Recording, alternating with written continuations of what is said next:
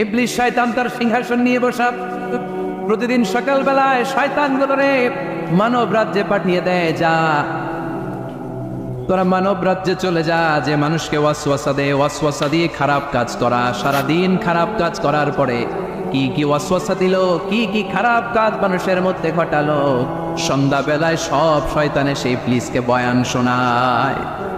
সন্ধ্যাবেলায় শয়তানগুলো এসে বলে, আমি এক লোককে দিয়ে মিথ্যা কথা বলিয়েছি। আরেক শয়তান বলে, আমি নামাজ কাজা করিয়েছি এক আল্লাহর বান্দাকে দিয়ে।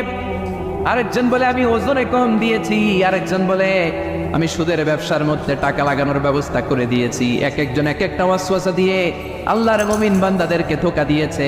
এগুলোর ফিরিস্তি এসে সব শয়তানেরা ইবলিসকে শোনায়, কিন্তু কোনো কথাতে ইবলিসের মন ভরে না। কোন শয়তান এসে বলে, আমি তো এমন মদের আড্ডাখানায় নিয়ে গেছি আল্লাহর বান্দাদেরকে, এগুলো নামাজই পড়ে নেই, খালি মদ খেয়েছে।